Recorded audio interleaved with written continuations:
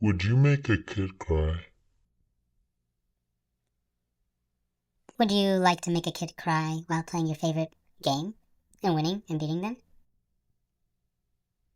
Now, would you like to make a kid cry during your favorite game, beating them?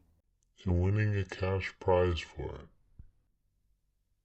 Because that's what I did. Now you guys can let me know. Am I a bad person for it? Maybe. But I need money. Unemployed. I play chess. I'm going to make sure I get my money. Look, if it was an old guy, I would have no sympathy. But because it's a kid, everybody's gonna be like, "Oh, you need to be more sportsmanlike and offer the kid, a draw, or guess what? I offer the kid a draw because he played well enough for me to have to offer a draw. But you guys will see. He didn't accept the draw. He didn't accept the draw offer, and I end up winning. You guys can tell me I'm a bad person all day. I try to give him a draw. He declined. He declined, and you guys are gonna see. He ends up crying, and honestly, when I actually think about the game and realize the way he lost after declining my draw offer, I would have cried too. But you guys are gonna see in the game. Anyways, let's get straight to it. It's a 5-round tournament, so I have 3 points out of 4 games. This is the last game. This is the 5th round. So this is the round that dictates whether or not I get a cash prize and go home with money. And so it's really I have to win. If I draw, it's not really that good of a result for me. I can still win a little bit of money, but a win here would guarantee me 2nd place. So I need to win. So let's just get straight into it. So he goes ahead and plays d4. I play knight f6.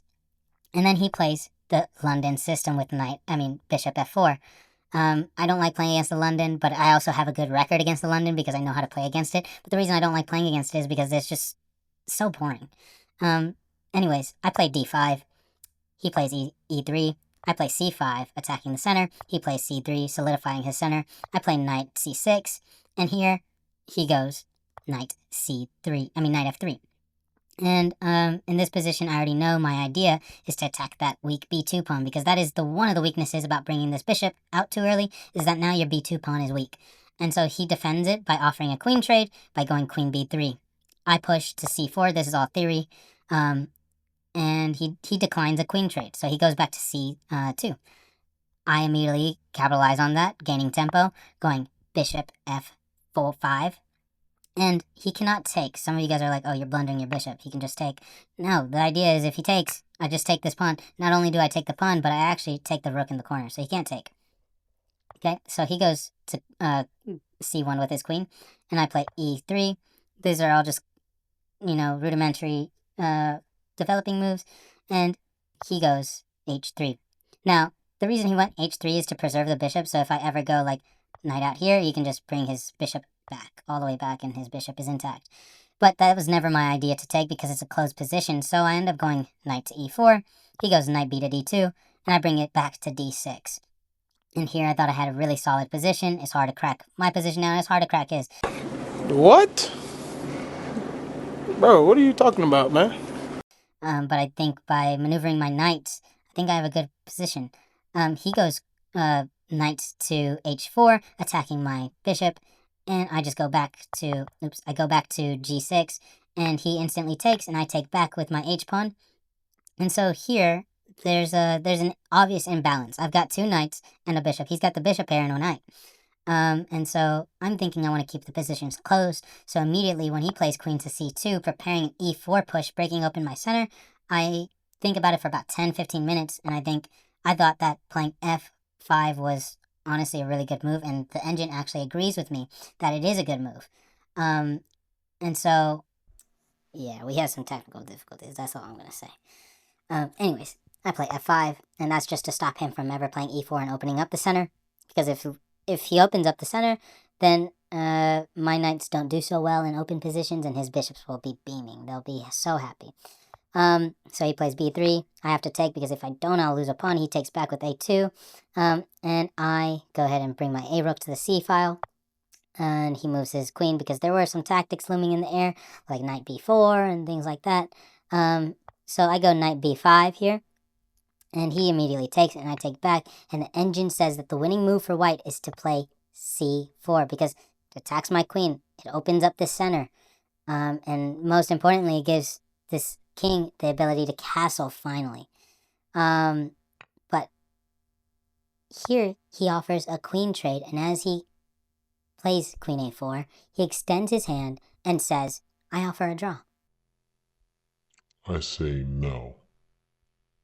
I see this d3 square attacking that c3 pawn, and I'm a pawn thief. I will take your pawn. He goes rook a to c1, and here I thought I played an excellent move.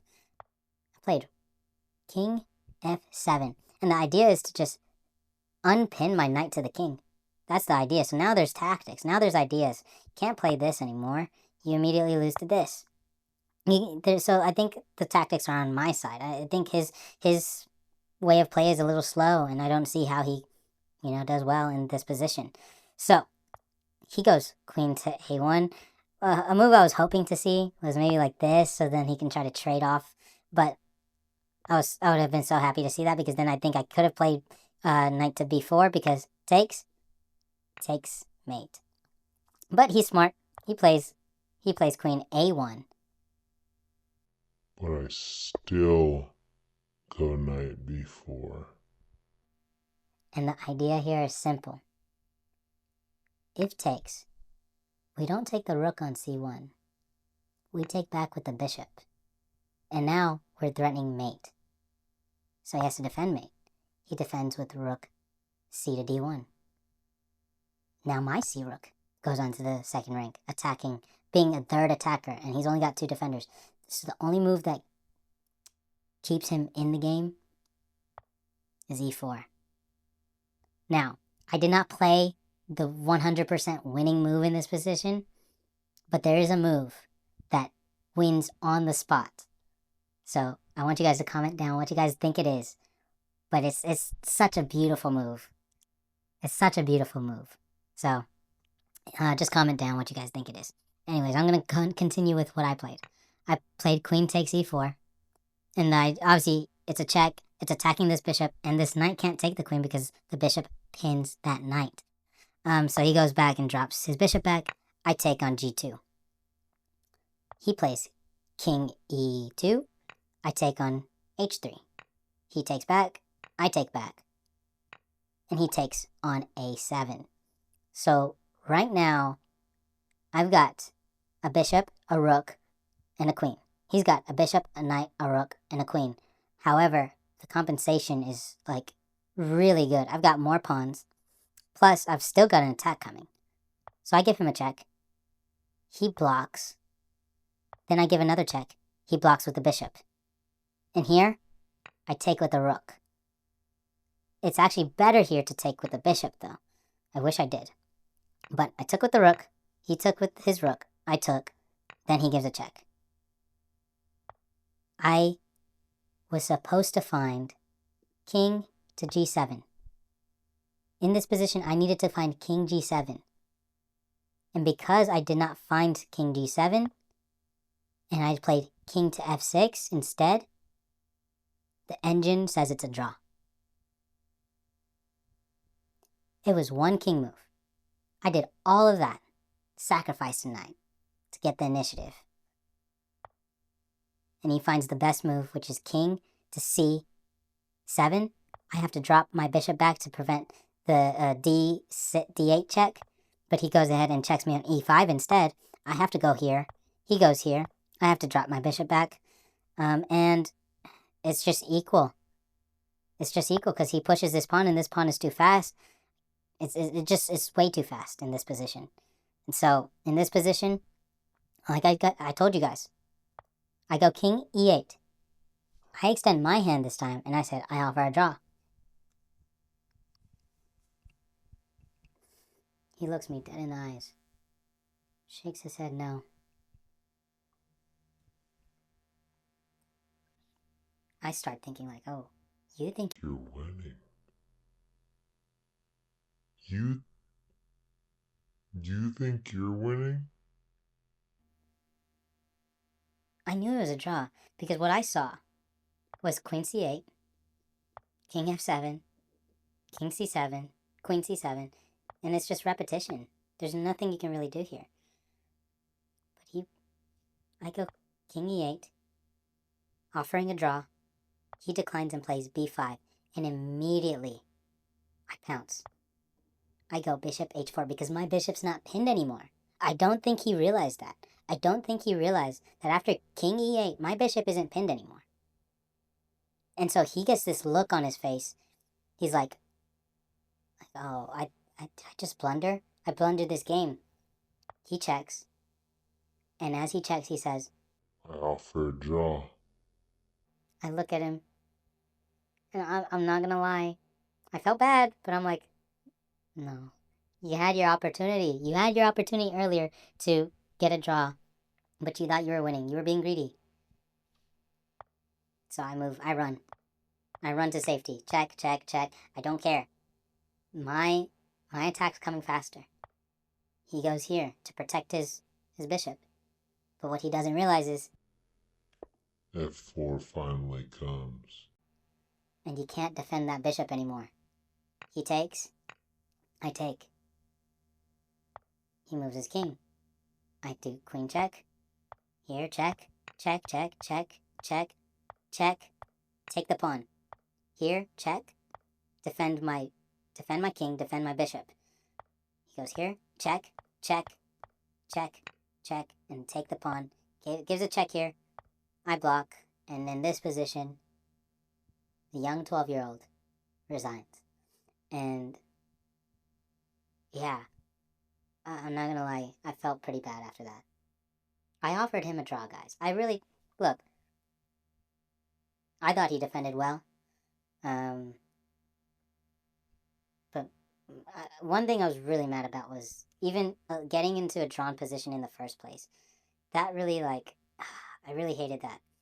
It was literally just one simple move here, where if I literally just took the time and was like, because now it makes sense, because if I go here, he's got this, and then he threatens this check. Man. Yeah, I don't know. I was really mad at myself after that, and I'm still kind of mad because should have seen all this, but it just goes to show you that you can't just get all relaxed in these games. People find the most insane ways to draw, the most insane ways to win, and you can't be relaxed in these positions because I honestly, I played this move instantly. I played f7 f6 instantly thinking it was okay, but it wasn't. It wasn't okay. I had to play king g8. King g8 is winning. It's 100% winning, and I don't know. I was mad at myself for that. But all in all, after the dust settles, we were victorious. And man, it was a good feeling to win money doing the thing that you love. So if you've never played a chess tournament before and want to play a chess tournament I think you should. It's fun, it's exciting, it's stressful, but it's all worth it because at the end of the day, you're playing the game that you love. You're making kids cry, and yeah, I'm definitely a bad person now.